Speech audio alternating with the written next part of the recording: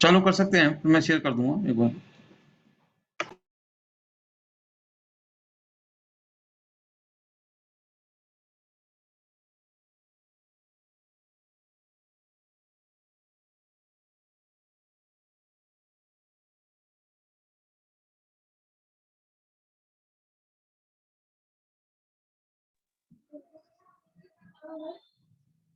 आगे आवाज आ रही है मेरी? जी जी।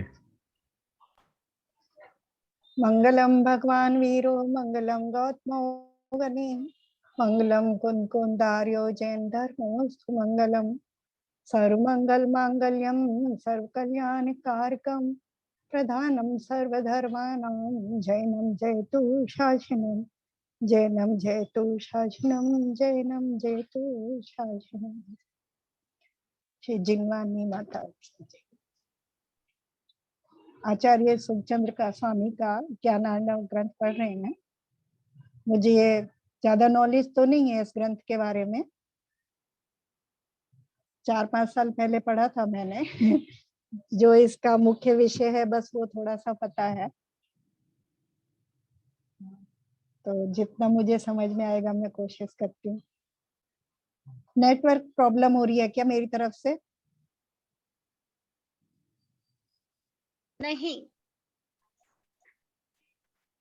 थोड़ा ना अभी घर की सेटिंग नहीं हुई है सही से तो नेटवर्क वगैरह ऐसे ही चल रहे हैं बस।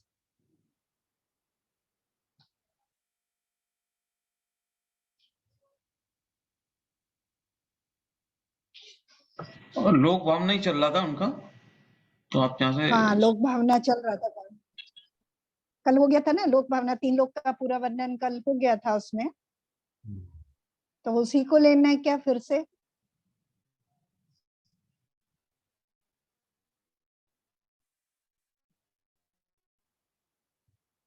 मेरी तरफ से नेटवर्क की प्रॉब्लम हो रही है क्या? नहीं नहीं ठीक है बहन जी, ठीक है। नेटवर्क तो ठीक है। वो अगर हाँ हाँ ठीक है। सो अभी ये बोधि दुर्लभ भावना से चलेगा। चालू करेंगे।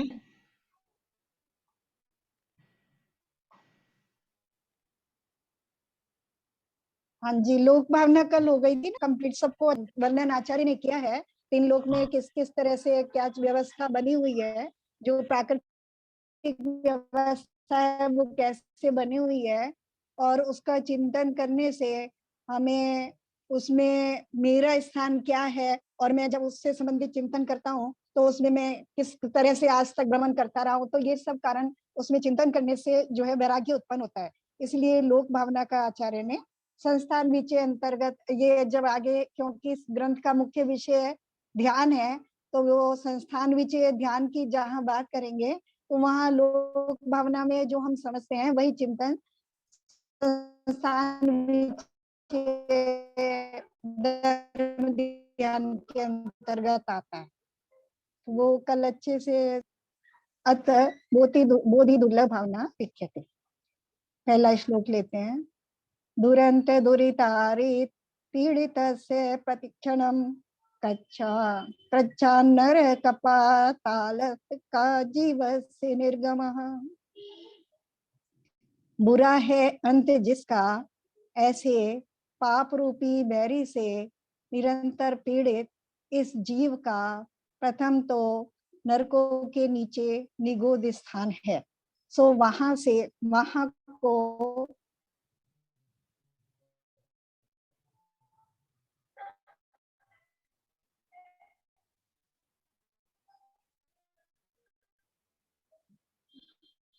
आगे पीछे क्या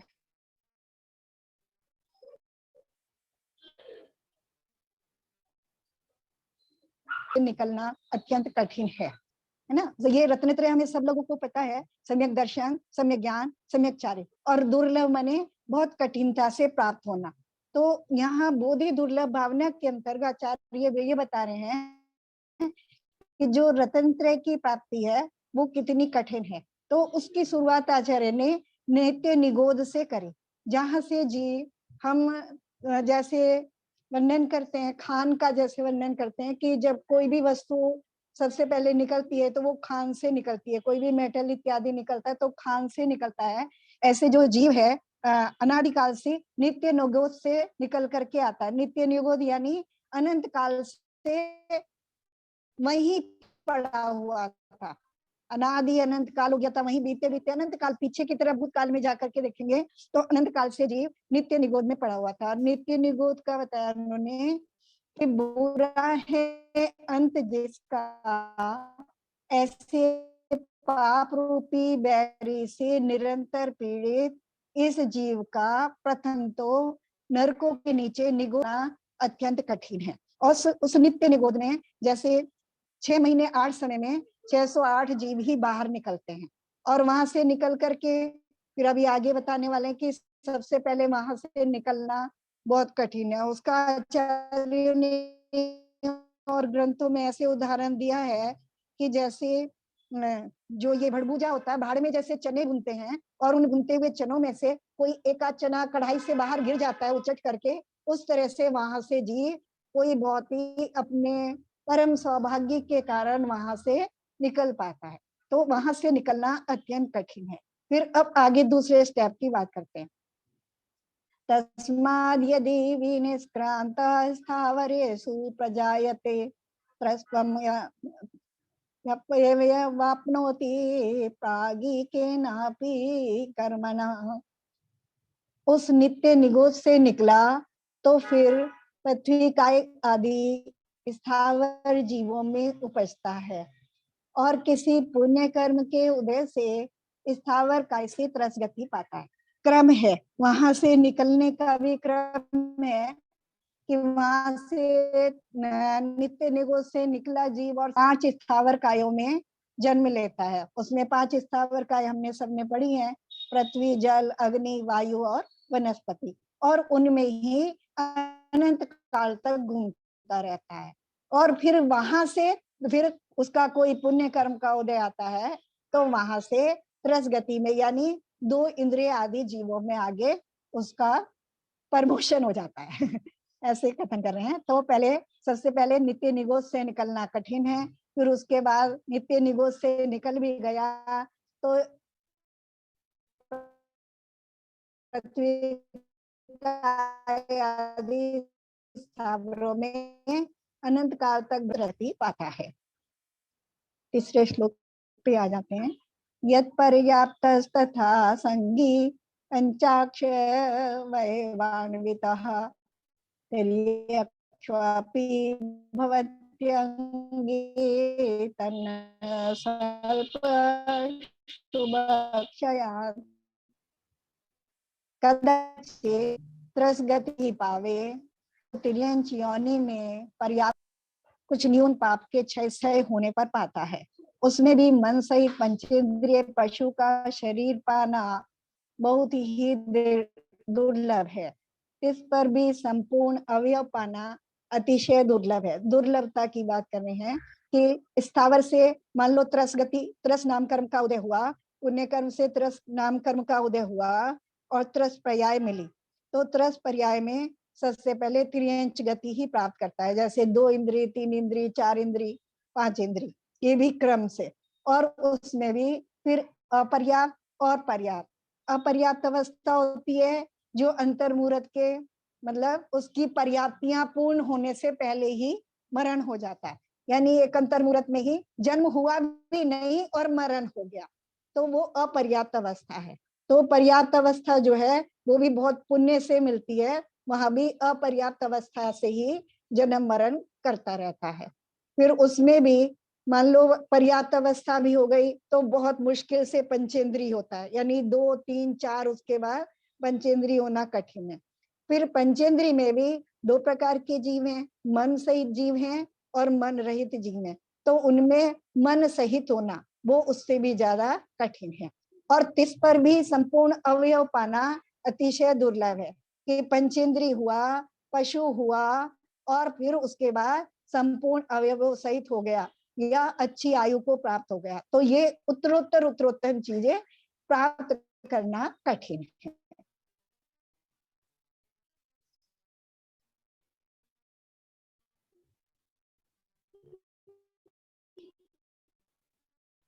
नरत्वम यद गुणोपेतम।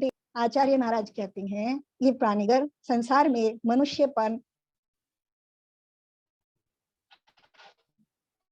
और उसमें गुण सहित पना तथा उत्तम देश, जाति, कुल आदि साहित्य उत्तरोत्तर कर्मों के क्षय से पाते हैं, ये बहुत दुर्लभ है, ऐसा मानता है। अब दुर्लभता की बात आगे करने कि पशु के बाद अगर मनुष्य हुआ तो वो बहुत पुण्य के उदय से, यानी अब पशु की अपेक्षा मनुष्य होना कठिन है, और मनुष्य हो गया फिर उसमें भी गुण सहित हुआ, उत्तम देश में उत्पन्न हुआ, उत्तम जाति मिली, उत्तम कुल मिला, और कर्मों का जो क्षम है वो भी उत्तरोत्तर अधिक अधिक मिला, जैसे ज्ञान का होना, अवयवों का पूरा होना, निरोगी शरीर होना, आयु अच्छी होना, तो ये सब उत्तरोत्तर दुर्लभ है, यानी और अधिक अधिक पुण्य के बल से प्राप्त होते हैं। जहां से लगे कि कुछ मैं सही से नहीं बता पा रही हूँ या कठिन लग रहा है तो वहां से कोई भी पूछ लें बीच में मुझे कोई दिक्कत नहीं है बीच में कोई पूछता है तो। नहीं नहीं, आप बिल्कुल सही से कर रही हैं, वैसे बस तो उनका बहुत कभी कभी थोड़ा आपका ब्रेक हो जाता है, वो ठीक है, वो चलेगा, आप उसमें कुछ कर नहीं सकते, तो आप चालू रखिए, कोई दिक्कत नहीं। वो इंटरनेट से आ रहा होगा शायद।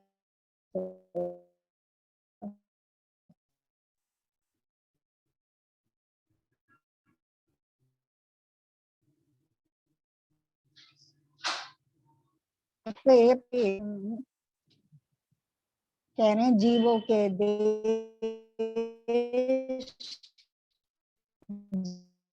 जाति, कुलादि सहित मनुष्य भी शीतल मंद कषाय रूप परिणामों का होना काकतालीय न्याय के समान दुर्लभ जानना चाहिए। जैसे किसी समय ताल का फल पककर गिरे और उसी समय काक का आना हो एवं उस फल को आकाश में ही पाकर खाने लगे, ऐसा योग मिलना अत्यधिक कठिन है। काकतालीय न्याय की बात करी है और उसी का उन्होंने उदाहरण दिया। काक माने कौआ।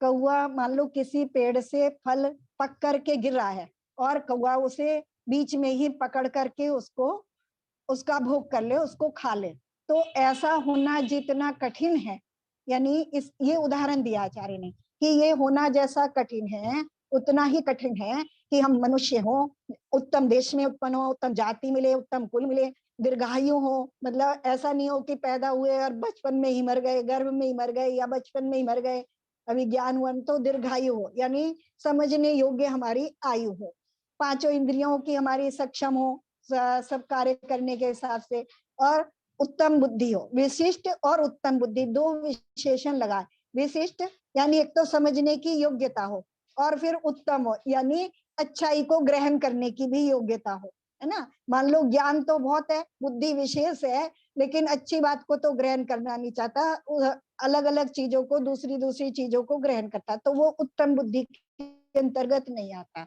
शीतल स्वभाव हो यानी शांत स्वभाव वाला हो, जिसका मतलब है कि मंद कषाय रूप हो। एक शांत स्वभाव हो, ऊपर से शांत दिखता हो ऐसा नहीं, अंदर में भी कषायों की मंदता हो, ऐसे परिणामों का होना, मतलब इतने ऊपर तक आ जाना, वहां तक का जो कार्य है वो उसको काकतालीय न्याय के समान दुर्लभ जानना चाहिए, यानी बहुत कठिन जानना चाहिए।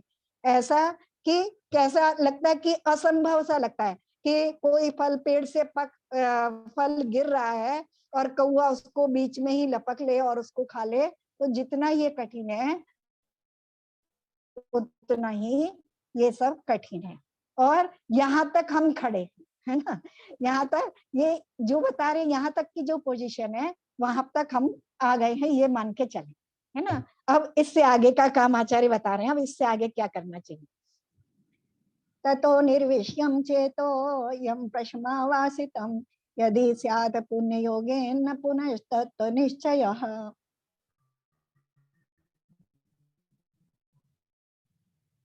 ऊपर करेंगे थोड़ा।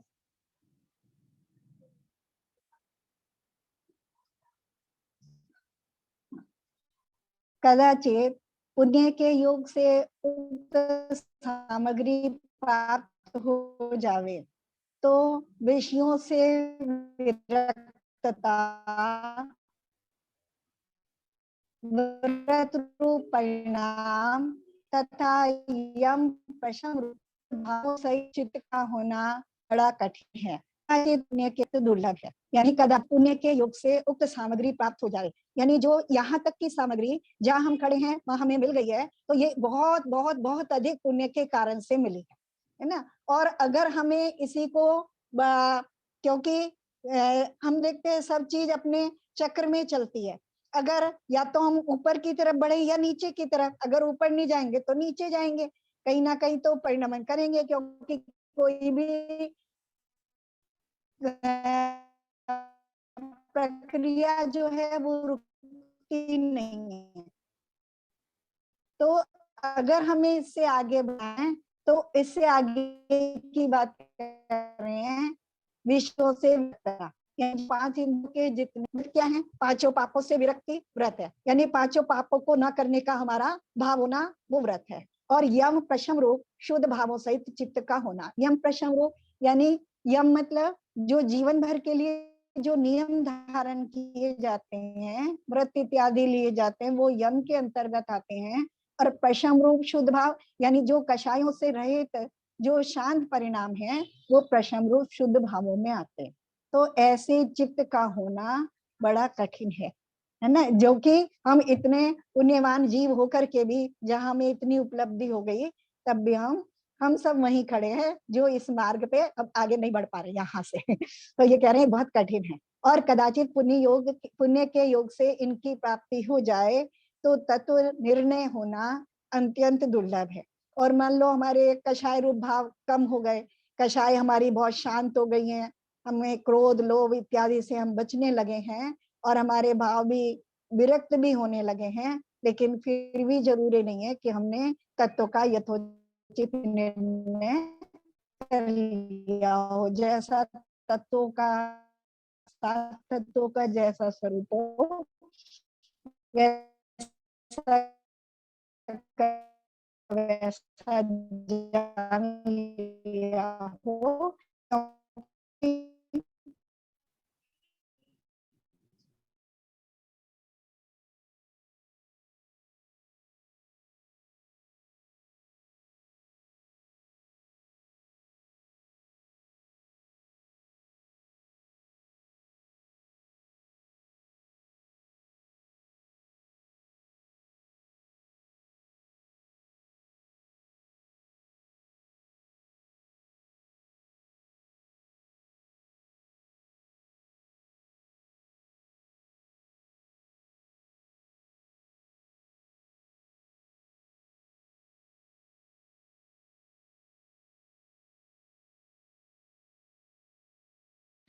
उनका शायद इंटरनेट का इशू है, वो वापस ज्वाइन करेंगी।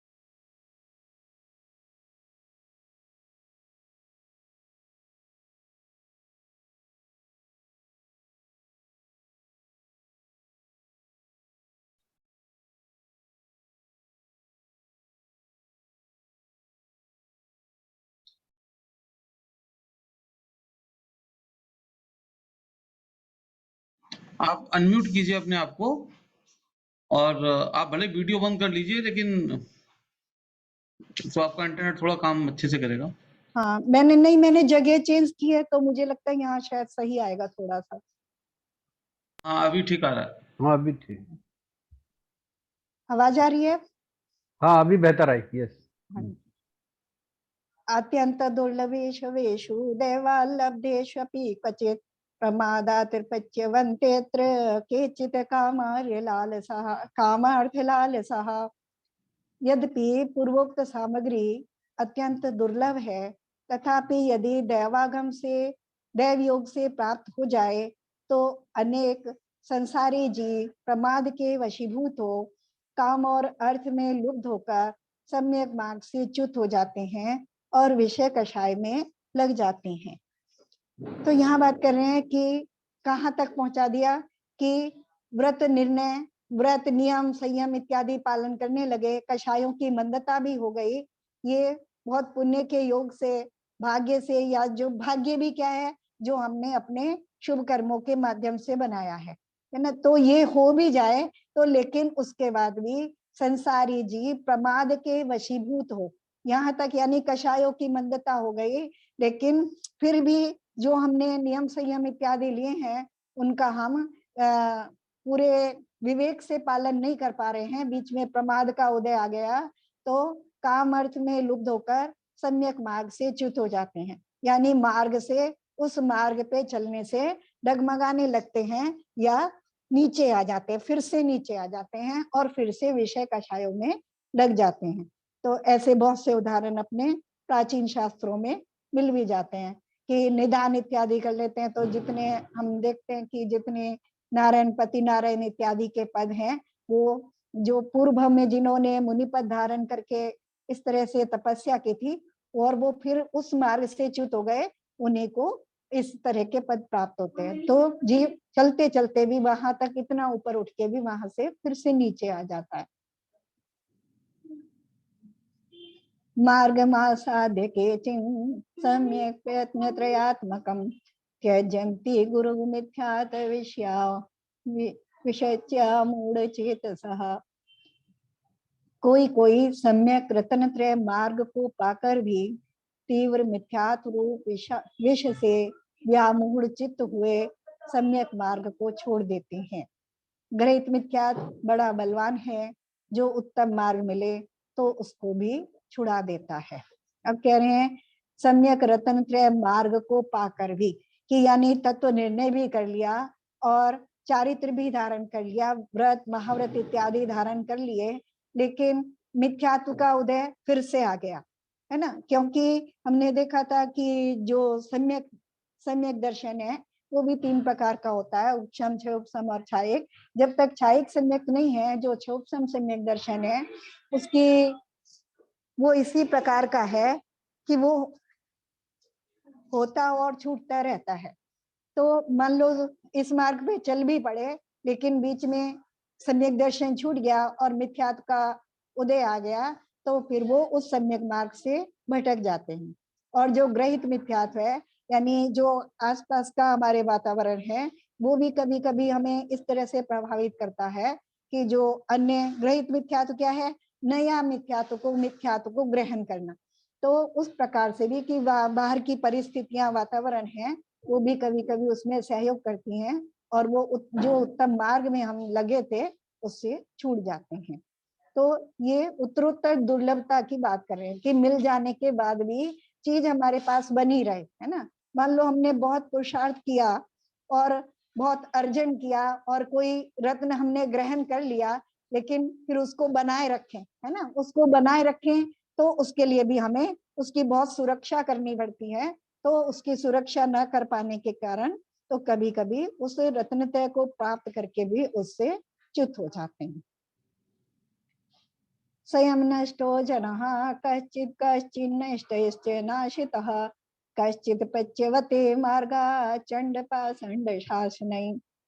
कोई कोई तो सम्यक मार्ग से आप ही नष्ट हो जाते हैं, कोई अन्य मार्ग से च्युत हुए मनुष्यों द्वारा नष्ट किए जाते हैं, और कोई कोई प्रचंड पाखंडियों के उपदेशे हुए मतों को देखकर मार्ग से भ्रष्ट हो जाते हैं। जैसे अभी मैंने एक बात करी कि हमारे आसपास की जो परिस्थितियां और वातावरण है, उसी का उदाहरण आचार्य दे रहे हैं कि सम्यक दर्शन को प्राप्त करके कोई कोई तो अपने आप ही उससे, क्योंकि अंदर से मिथ्यात्व का उदय आ गया, प्रमाद विशेष आ गया, या कषायों का उदय जो शांत पड़ी हुई थी उनका फिर से उदय हो गया, तो वो अपने मार्ग से भटक जाते हैं। और कोई अन्य मार्ग से जो च्युत हुए मनुष्य हैं उनके द्वारा नष्ट किए जाते हैं। जैसे मारीची का उदाहरण लेते हैं, वो स्वयं तो भ्रष्ट हुआ, लेकिन उसके साथ उसको देख करके उसके साथ और भी बहुत से जीव लग गए, है ना, तो उसके द्वारा वो मार्ग से भ्रष्ट किए गए, है ना। यह पाखंडियों के उपदेश, दूसरे के और जो दूसरे धर्म के गुरु इत्यादि हैं जो बने हुए हैं, उनके उपदेश को सुन करके उनसे प्रभावित हुए और उनसे प्रभावित होकर के वो अपने सम्यक दर्शन से, अपने मार्ग से च्युत हो जाते हैं। तो ये उन्होंने कारण दिए कि उस वजह से भी ऐसा ऐसा हो जाता है, यानी इतना ऊपर पहुंच करके भी जीव कभी कभी परिस्थितियों वश भी नीचे गिर जाता है। उसके अपने कर्म का उदय भी ऐसा होता है और बाहर के निमित्त भी इस प्रकार के हो जाते हैं।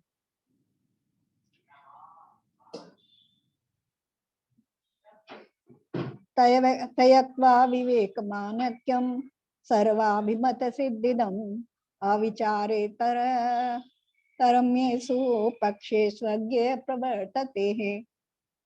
जो मार्ग से च्युत अज्ञानी है वह समस्त मनोवांछित सिद्धि के देने वाले विवेक रूपी चिंतामणि रत्न को छोड़कर बिना विचार के रमणीक भासने वाले पक्षों में प्रवृत्ति करने लग जाता है। उदाहरण दे रहे हैं कि जो मार्ग से च्युत अज्ञानी है ना, तो अभी कह रहे हैं कि मान लो हम उस मार्ग पे चल पड़े हैं तो हम भटक ना जाएं, तो हमें समझा रहे हैं कि जो मार्ग से च्युत होकर के, तो मार्ग से च्युत हो गए, क्यों हो गए, तो उसको उपमा दे रहे हैं अज्ञानी की, यानी उनका ज्ञान जो है वो सही ढंग से काम नहीं कर रहा है, यानी सही वस्तु को नहीं समझ पा रहा है। क्यों नहीं समझ पा रहा, तो कह रहे हैं समस्त मनोवांछित सिद्धि के देने वाले विवेक रूपी चिंतामणि रत्न को छोड़कर बिना विचार के रमणीक भासने वाले पक्षों में प्रवृत्ति करने लग जाता है। कह रहे हैं कि बाहर के जो विषय हैं वो उसे, या बाहर की जो चीजें हैं वो उसे अधिक आनंद देने वाली या अधिक लाभ देने वाली प्रतीत होने लगती हैं, तो ज्ञान इस तरह का हो जाता है। इसलिए और लेकिन जो वो चल रहा था उसे नहीं लगता कि जिस मार्ग पे वो चल रहा था वो उसे सर्व सिद्धि को देने वाला था, शाश्वत सुख को देने वाला वो मार्ग था। तो ऐसे चिंतामणि रत्न को छोड़ करके तो और सामान्य कांच के टुकड़े को अलग से स्पेशल रूप से चमकता हुआ देख करके तो जो बाह्य विषय हैं उनको अधिक सुख देने वाला समझ करके वो उनकी तरफ आकर्षित हो जाता है और भटक जाता है। तो ये अज्ञान की बात बता रहे हैं, या बता रहे हैं कि अगर कभी हम इस मार्ग पे चलें तो और हमें ऐसा लगने लगे कि बाहर ये जो चीजें हैं ये सुख देने वाली हैं, या जो अन्य धर्म है उनके द्वारा तो लाभ हो रहा है ऐसा दिखने लगे, तो अपना विवेक लगाएं और अपने ज्ञान को संभालें। अविचारित रम्यानि शासनान्य सतां जनैः आगमान्यपि सेव्यन्ते जीवोप्य तस्यादि दंडतये। जो पुरुष जीवा तथा उपस्थादि इंद्रियों से दंडित हैं वे अविचार से रमणीक भासने वाले दुष्टों के चलाए हुए अधम मतों को भी सेवन करते हैं। विषय कषाय क्या क्या अनर्थ नहीं कराते हैं। जो पुरुष जीवा और उपस्थादि इंद्रियों से दंडित है, यानी जो उनके विषयों में जिसका खाने पीने इत्यादि में या स्पर्श इंद्रियों में जिसका अत्यधिक राग है, वो उसमें उनके आकर्षण के कारण अविचार से, यानी अपने को वो विचार रहित हो जाते हैं। यानी जो हमारे खाने में, भोजन इत्यादि सामग्री में या अन्य इंद्रियों के विषयों में जो हमारा अत्यधिक आकर्षण है उसके कारण जो है विचार रहित हो जाते हैं, सम्यक विचार नहीं कर पाते। विचार तो कर पाते हैं लेकिन सम्यक विचार नहीं कर पाते। और जो दूसरे दुष्टों के द्वारा जो चलाए हुए धर्म हैं वो हमें अन्य मत हैं, उनमें ऐसा हमें लगने लगता है कि इनके माध्यम से तो हमें बहुत सुखों की प्राप्ति होगी। जैसे ओशो ने एक धर्म चला दिया था, जैन थे लेकिन इतना ज्ञान था और उससे भटक करके वो दूसरे मार्ग पे चले गए। तो इस तरह से जीव इंद्रियों के वशीभूत हुआ भटक जाता है। तो उसी को कह रहे हैं कि विषय कषाय क्या क्या अनर्थ नहीं कराते, यानी विषयों में आसक्ति के कारण भटक जाता है और कषायों के कारण, मान कषाय के कारण कि मैं बहुत ज्ञानी हो गया, इस बात का मान आ गया तो भटकने लगता है, या अन्य संसार की वस्तुओं को देख करके लोभ आने लगा तो भटक जाता है। तो विषय और कषाय जो हैं भटकाने में निमित्त बन जाते हैं।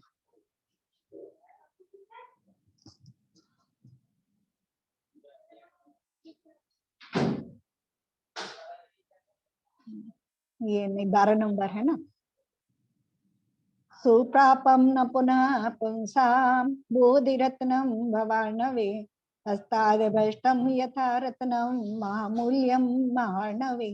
उदाहरण देते हैं कैसे सम्यक रत्न त्रय को प्राप्त करके जो लोग उससे गिर जाते हैं, उससे भटक जाते हैं, उससे च्युत हो जाते हैं, उनकी क्या स्थिति होती है। कह रहे हैं यह जो बोधि अर्थात सम्यक दर्शन, ज्ञान, चारित्र, स्वरूप, रत्न त्रय है, तीनों को मिला करके, जहाँ तीनों हैं और जिनकी एकता है, उसको आचार्य ने बोधि कहा है ना। तो सम्यक दर्शन, ज्ञान, चारित्र, स्वरूप, रत्न त्रय है। संसार रूपी समुद्र में प्राप्त होना सुगम नहीं है किंतु अत्यंत दुर्लभ है। इसको पाकर भी जो खो बैठते हैं, उनको हाथ में आए हुए महामूल्य रत्न को जिन्होंने मानो समुद्र में फेंक दिया है, ऐसी उनकी आचार्य ने उपमा दी है। तो दुर्लभता की बात कर आए हैं कि जीव कैसे निगोद से निकल करके स्थावर में, फिर त्रस पर्यायों में, फिर पर्याप्त अवस्था में, फिर संघीय अवस्था में, उसके बाद भी मनुष्य होना, फिर उत्तम कुल, देश, जाति इत्यादि होना, फिर विशिष्ट और उत्तम बुद्धि होना, फिर बल, संयम, नियम इत्यादि पालन करना, और फिर उनको पाल करके भी भटक नहीं जाना। इस प्रकार से जो ऐसा दुर्लभ बोधि है, ऐसा दुर्लभ रत्नत्रय है, उसको पाकर के भी अगर छोड़ देता है या उससे च्युत हो जाता है, तो कह रहे हैं कि जैसे हाथ में रखे हुए रत्न को बड़े समुद्र में डाल देने पर जैसे फिर मिलना कठिन है, उसी प्रकार सम्यक रत्नत्रय का पाना दुर्लभ है। पहले तो बता दिया था कि यहाँ तक पहुंचना ही काकतालीय न्याय के समान है, फिर मिल भी गया है ना। मान लो किसी को रत्न है इतनी सरलता से, और ऐसा अमूल्य रत्न जो इतनी दुर्लभता से प्राप्त होता हो, और उसको हम समुद्र में फेंक दे, हाथ में आए हुए रत्न को समुद्र में फेंक दें, तो फिर क्या वो मिल पाएगा? उसका मिलना जितना कठिन है, उतना ही कठिन रत्न त्रय से भटक करके, च्युत होकर के फिर से नीचे अवस्था में आ जाने पर फिर ऐसे अनंत काल जीव को उसमें लग जाता है। अब इस भावना के कथन को पूर्ण करते हैं।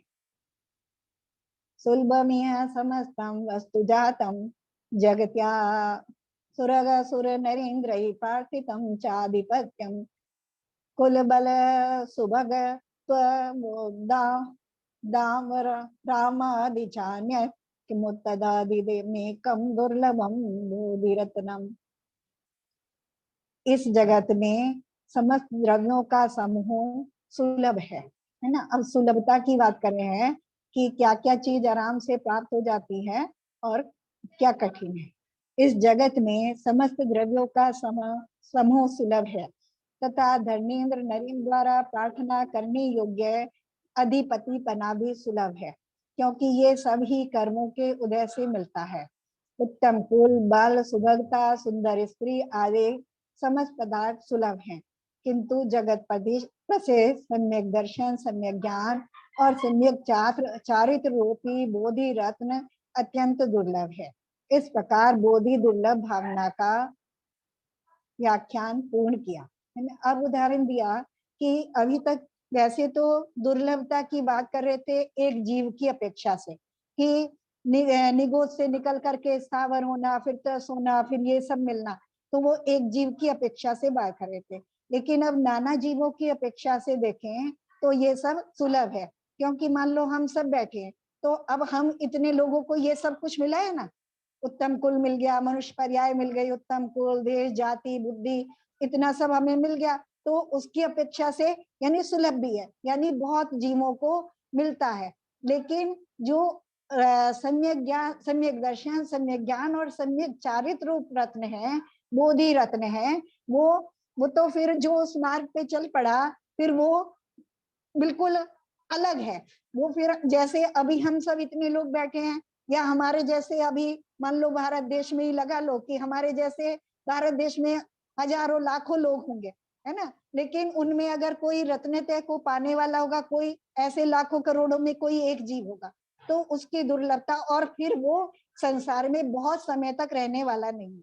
हमारे जैसे होकर के या इंद्र, अहम इंद्र इत्यादि होकर के, स्वर्ग इत्यादि में होकर के जीव घूमता रहता है और बहुत कालों तक घूम सकता है, बार बार बन सकता है। लेकिन जो बोधि रूपी रत्न है या रत्नत्रय रूपी रत्न है, इसको प्राप्त करके तो जीव फिर अनंत सुख की तरह उस मार्ग पे चल पड़ता है और मोक्ष को प्राप्त कर लेता है। इसका संक्षिप्त आशय ऐसा है कि यदि परमार्थ से विचार किया जाए तो पराधीन वस्तु होती है वह दुर्लभ है और स्वाधीन वस्तु सुलभ है। यह बोधि आत्मा का स्वभाव है, स्वाधीन संपत्ति है। अभी तक बात कर रहे थे दुर्लभता की, अब उसकी सुलभता का, उसका दूसरा पक्ष भी दिखा रहे हैं, है ना, कि दुर्लभ है उसके, तो हम सोचेंगे बहुत दुर्लभ है, बहुत कठिनता से मिलती है, तो हमारे जैसों को कहाँ मिलेगी, तो कह रहे हैं सुलभ भी है ना, उसका दूसरा पक्ष भी दिखा रहे हैं।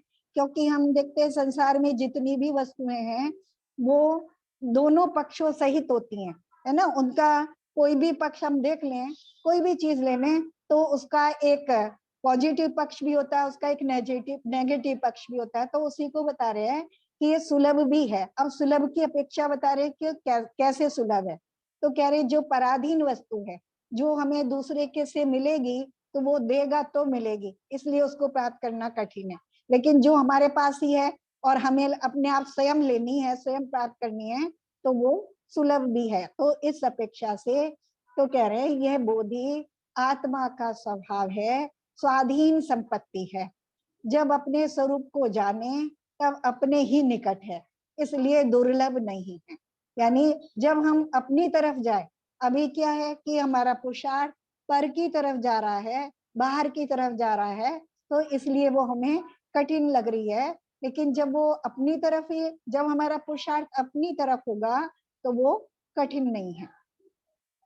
जब अपने स्वरूप को जाने तब अपने ही निकट है, इसलिए दुर्लभ नहीं है। परंतु आत्मा जब तक अपने स्वरूप को नहीं जाने तब तक कर्म के अधीन है।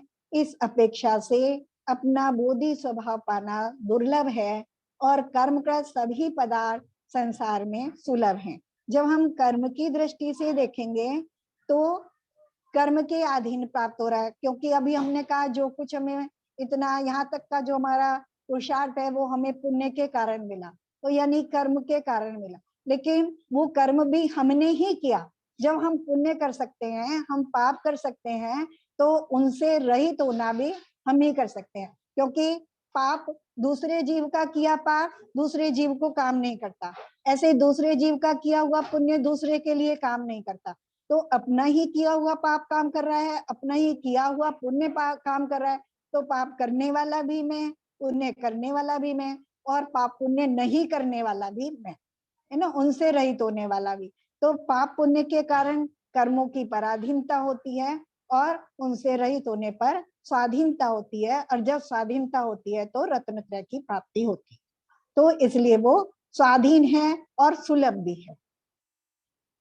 अर्थात उत्तरोत्तर पर्याय दुर्लभता से पाने वाले बोधि के योग्य उत्तम पर्याय पाना दुर्लभ है, उसमें भी बोधि का पाना दुर्लभ है। इस बोधि को प्राप्त होकर प्रमाद आदि के वशीभूत होकर नहीं खो देना चाहिए, ऐसा उपदेश है। तो इस भावना को बताने का प्रयोजन है। जहाँ आचार्य ने बोधि दुर्लभता की बात करी है, तो वो बोधि दुर्लभ कहने से आचार्य का प्रयोजन ये नहीं है कि वो बहुत कठिन है और हमें प्राप्त नहीं हो सकती। उनका प्रयोजन ये है कि जो कुछ हमें मिला है वो बहुत पुरुषार्थ से और बहुत कठिनता से मिला है, और यहाँ हमारे पास ऐसी योग्यता है कि हम उस बोधि रत्न को प्राप्त कर सकते हैं।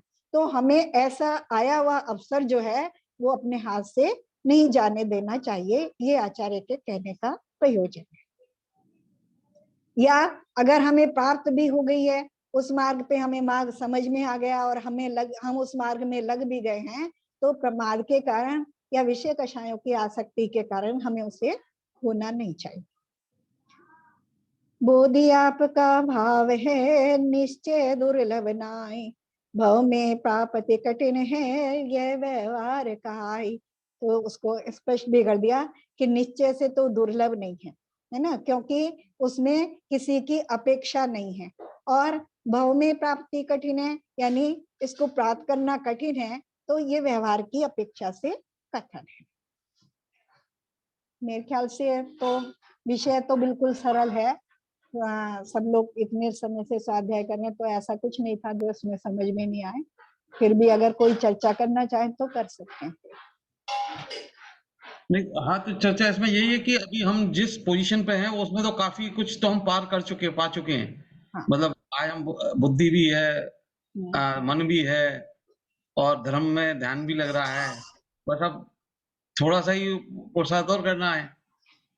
तो तो वो बात तो उन्होंने यहाँ पर सिद्ध करी है इस बात को, क्योंकि उन्होंने पहले उसकी बुराई बताई है कि मतलब कि आपको जन्म लेना, वो भी उच्च कुल में जन्म लेना, जैन धर्म में जन्म लेना, और वो ऐसी भावना भाना, वो ही इतना बड़ा कठिन है। तो जब यहाँ तक पहुंच गए हैं तो फिर अब इतना दुर्लभ नहीं है। वही है ना, जैसे वो वहां जाते हैं ना, जैसे चढ़ाई किसी तीर्थ पे जाते हैं, शिखर जी जा रहे हैं, है ना, काफी ऊंचे चढ़ जाते हैं, और अभी लगता है वहां चंदा प्रभु की टॉक तक पहुंचने के लिए, तो वहां जाके लगता है ये बड़ी दूर है। तो जो दूसरे साथ वाले वो कहते हैं अरे बस आ गया, इतना तो चढ़ के आ गए हो, यहाँ तक पहुंच गए, बस ये तो है सामने।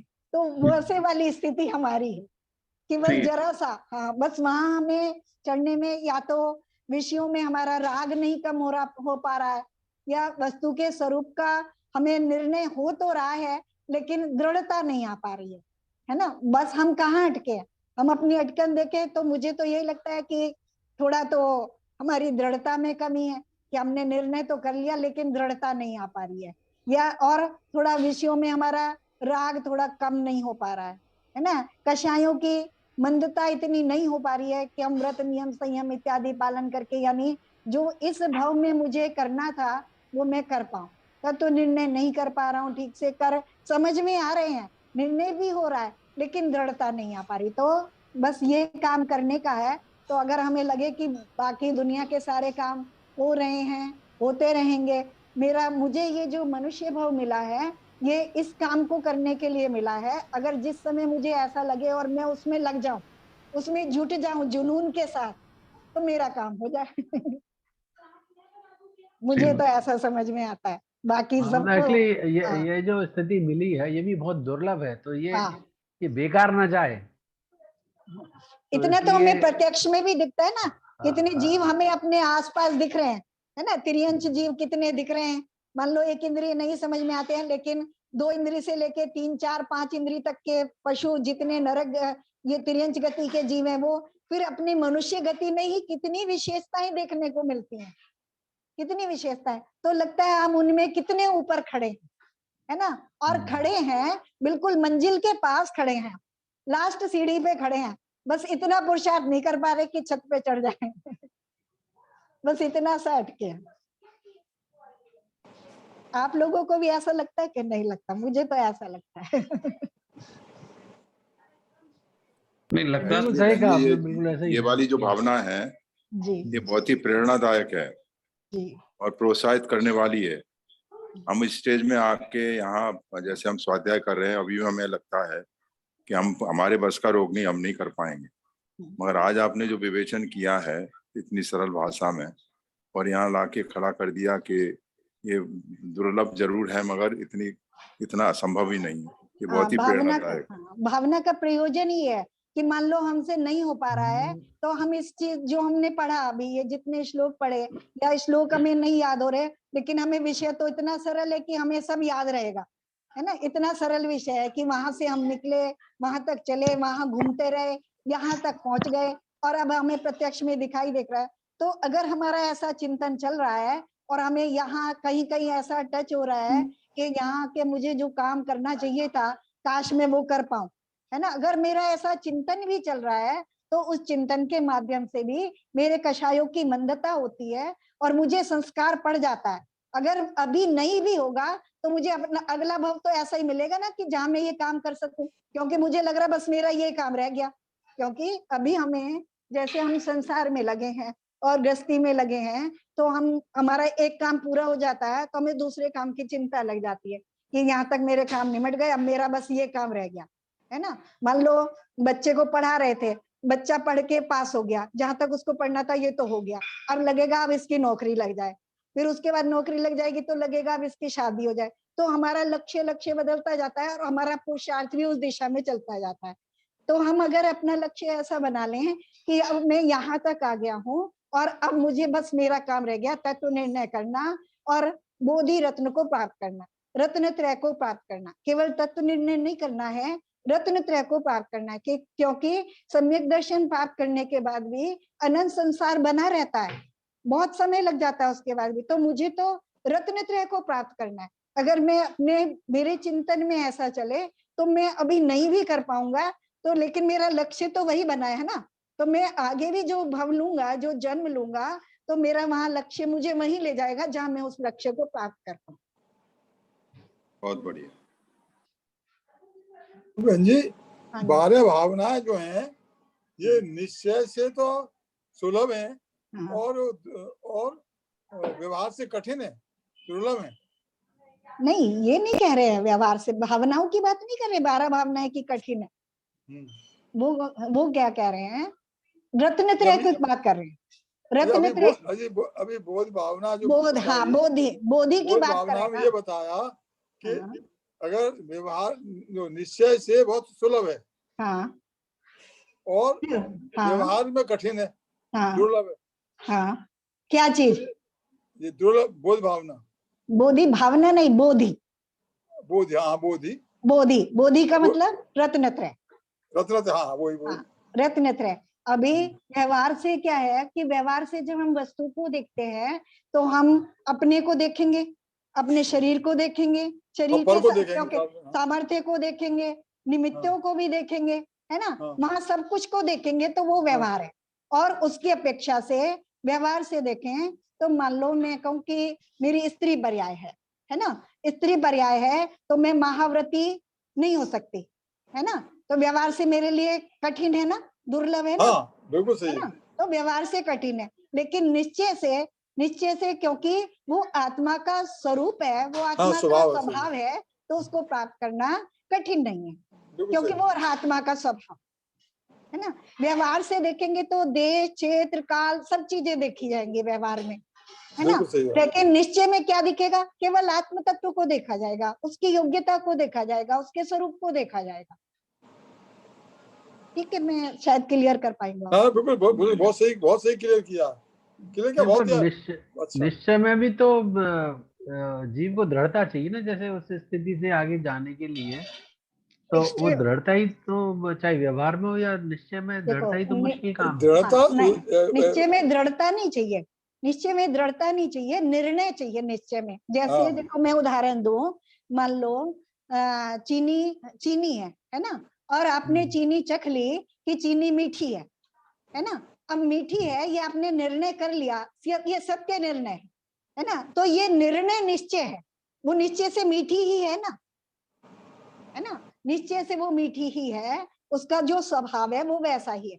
तो निश्चय का मतलब है जो वस्तु का स्वभाव है वो निश्चय है ना, और उसको निर्णय करना वो भी निश्चय, जैसा है वैसा ही निर्णय करना वो निश्चय। और व्यवहार क्या है? मिला करके व्यवहार क्या होता है? नहीं है, ये जानने की अपेक्षाएं हैं, वस्तु तो जैसी है वैसी ही है ना। जब व्यवहार की बात करेंगे तो व्यवहार से मीठी है, तो मान लो कोई चीज में डली हुई चीनी है तो चीनी वहां भी मीठी है, मान लो हलवे में डली है चीनी, हलवा है तो वो वहां भी मीठी है, लेकिन जब हम वहां चीनी को देख रहे होंगे, मात्र चीनी को देख रहे होंगे तो वो निश्चय, और हलवे को वहां मीठापना देख रहे होंगे तो हलवा देख रहे होंगे तो व्यवहार, मतलब जहां उसके एक ही पक्ष को देख रहे होंगे या मिला करके देख रहे होंगे तो वो व्यवहार बस। लेकिन इसमें केवल निर्णय सफिशिएंट नहीं है ना, क्योंकि आपने रत्नत्रय के बोधि मतलब रत्नत्रय की प्राप्ति, तो जब आपको निश्चय वो प्राप्ति करनी है तो वो तो दुर्लभ ही होगी, चाहे निश्चय हो या व्यवहार हो। नहीं, ऐसा नहीं है। देखो तो जैसे निश्चय में आदमी आएगा कैसे? निश्चय में आना जीव नहीं जीव है। जो है जीव में देखो, जीव नहीं, केवल आना निर्णय से तो रत्नत्र की प्राप्ति नहीं होगी ना। नहीं, देखो, आना और करना ये निश्चय व्यवहार नहीं है ना। जो निश्चय और व्यवहार है वो ज्ञान के अंश है ना। ज्ञान क्या है? जो सम्यक ज्ञान है वो प्रमाण है, और प्रमाण के जो अंश हैं वो नए हैं, और निश्चय और व्यवहार नए हैं। प्रमाण क्या है? पूरी वस्तु, संपूर्ण वस्तु, है ना। जैसे मैंने चीनी कहा और उसको मीठा कहा, तो वो एक नए से कहा। क्या केवल मीठी है क्या चीनी? जो संपूर्ण चीनी है, मान लो चीनी का एक डला है, जो संपूर्ण चीनी का डला है वो क्या केवल मीठा है? केवल दूसरे भी मीठा कुछ होंगे, कसैला टाइप का या कुछ और भी जो नहीं, इम्प्योरिटीज नहीं, पड़ी हुई नहीं, है। उसको संपूर्ण देखो, वो उसका सफेद रंग भी है ना। हाँ, और भी उसमें गुण है, हाँ, और भी उसमें और ठोस भी पना गुण भी है। है, उसमें और भी गुण है कठोर पना उसमें। भी है ना। हाँ, उसमें और कठोर भी गुण पना है। ठीक है। हाँ। तो वो संपूर्ण मिलाकर के प्रमाण है, और उसके एक भाग को कहना वो अंश है, वो नए है ना। तो चीनी को मीठा कहना वो नए है। तो यहाँ भी जहाँ निश्चय नए की बात कर रहे हैं, तो वहां नए से कह रहे हैं, एक अपेक्षा से कह रहे हैं। तो इसीलिए उन्होंने निश्चय और व्यवहार बताया कि दोनों चीजें एक साथ है। इसलिए उन्होंने बोधि दुर्लभ भावना को, बोधि दुर्लभ भावना को नहीं, बोधि को, कि निश्चय से वो सरल है और व्यवहार से वो कठिन है। व्यवहार से कठिन क्यों कहा? क्योंकि कर्म के उदय के सापेक्ष, है ना। जैसे मैंने अभी उदाहरण दिया कि मान लो मैं स्त्री हूं, या मान लो हम यहाँ पंचम काल में भरत क्षेत्र में हैं, तो यहाँ से मोक्ष नहीं जा सकते। तो ये कथन किसकी अपेक्षा से है? ये कर्म सापेक्ष है ना। कर्म के सापेक्ष है, और इसमें क्षेत्र, काल, परिस्थिति सब जुड़ी हुई है। तो ये कथन व्यवहार का व्यवहार से हो कथन गया, व्यवहार से है हो ना। गया। हाँ, ये कथन व्यवहार का कथन हो गया। और जैसे मोक्ष जाने की योग्यता जीव की अपनी योग्यता है, वो अपनी योग्यता से मोक्ष जाता है, और अपनी ये निश्चय का योग्यता से कथन है। मोक्ष जाता है, जाएगा, जाता रहा है। ये निश्चय का कथन है, और ये सर्वकाल में सत्य है कि नहीं, है ना। ये कथन है कि हर जीव अपनी योग्यता से मोक्ष जाता है, जाता रहा है, जाता रहेगा। ये हर काल में नहीं सत्य है कि नहीं? नहीं बहन जी, किसी चीज को जब हम सरल या दुर्लभ बोलते हैं तो मैं अपनी अपेक्षा से बोलूंगा। जैसे मैं जीव हूँ, मैं अपनी अपेक्षा से बोलूंगा कि मैं बोधि प्राप्त कर सकता हूँ कि नहीं, तो वो मेरे लिए सरल है, दुर्लभ है। देखो, सरल दोनों दुर्लभ तो जीव के रेस्पेक्ट में ही तो आएगा। दोनों चीजें बता रहे हैं। जैसे मैं एक उदाहरण दूं, है ना, कि जैसे आपको खाना खाना है, आपको भोजन करना है, तो आपको भोजन करना सरल है कि कठिन है? हाँ, मेरे लिए सरल है। सरल है, कठिन नहीं है क्या? कठिन है। कठिन नहीं, भी है, कठिन भी अभी है, कठिन भी कठिन है। है। देखो, वो दोनों ने ऐसे सही है। दोनों देखो, सरल भी है, कठिन भी है। भोजन आपको अपने हाथ से उठा के अपने मुंह में करना है, अपने आप स्वयं करना है, तो सरल है। जब हम इस अपेक्षा से देख रहे हैं, सरल है। लेकिन भोजन आपको उपलब्ध होगा तब सरल है ना। तो उस अपेक्षा से कठिन भी है ना, कि आपको भोजन उपलब्ध हो। वो कैसे होगा? आपके पास पैसा होना चाहिए, या आपको कोई भोजन देने वाला होना चाहिए, भोजन की सामग्री आपके सामने, उसमें बहुत सारी चीजें हैं। तो उस अपेक्षा से कठिन भी है ना। नहीं, तो वो तो कठिन और सरलता तो भी हो हर जीव और के लिए मार्केट वेरी कर जाएगी ना। जैसे जैसे मेरी स्थिति है या किसी लेकिन और जीव की हमें स्थिति, क्या जैसे देखना मुकेश है? अंबानी का देखो, जीव है, तो ऐसे मुकेश कह रहे अंबानी का हैं। जीव है, उसको हाँ, तो सरलता और ज्यादा है मेरे कंपैरिजन में। या नहीं, मेरे यहाँ जो सिक्योरिटी गार्ड है उसकी नहीं, सरलता देखें तो उसका अलग लेवल का है। नहीं। आप अपनी दृष्टि को अच्छी तरह से लगाएंगे ना, तो वो हर चीज में लागू होगी, है ना। तो ऐसे ही जो ये रत्नत्रय है ना, अभी हम बोधि को रत्नत्रय से ही कह रहे हैं सीधा। तो ऐसे जो ये रत्नत्रय है, ये इस तरह से सरल भी है और कठिन भी है।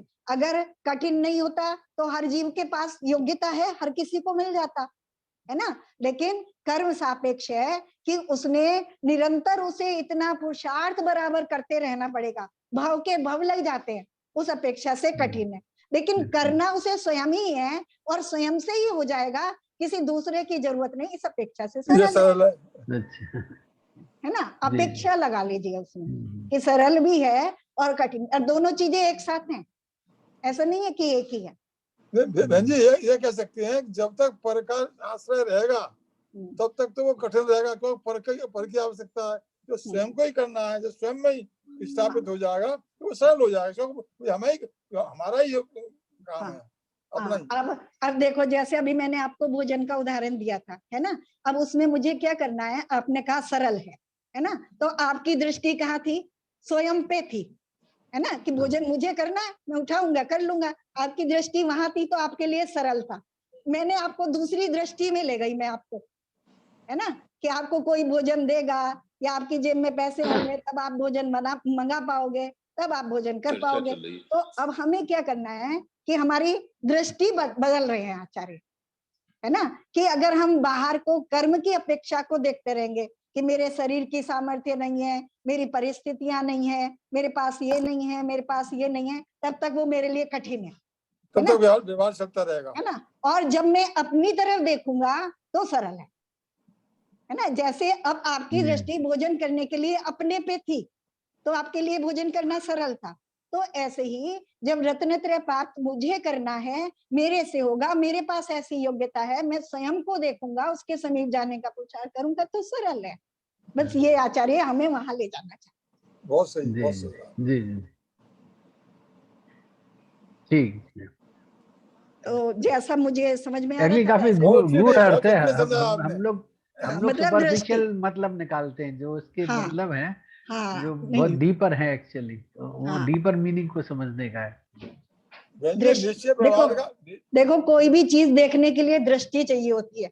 मान लो हम पानी को ही देख रहे, मान लो एक उदाहरण लेते हैं, पानी है ना, तो कहेंगे हम पानी हानिकारक है या लाभकारक है ना। तो अभी हम हानि की अगर लाभ की दृष्टि से देखेंगे तो लगेगा पानी के बिना तो जीवन चल ही नहीं सकता, है ना, तो लाभकारी भी है। अब कोई पानी में डूब के मर जाए, हानिकारक भी है। पानी से उसे इन्फेक्शन हो जाए तो हानिकारक भी है। लेकिन जो व्रती है, जिसने पानी का त्याग किया है जिस दिन उपवास करके, उसके लिए ना हानिकारक है ना लाभकारक है।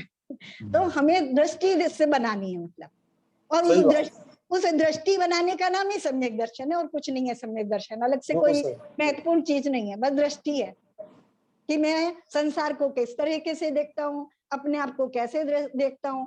दूसरा, मान लो क्रोध कर रहा है, किसी को क्रोध आ रहा है, तो मैं ये देख रहा हूँ कि वो मेरे ऊपर गुस्सा कर रहा है, मेरे साथ बुरा व्यवहार कर रहा है।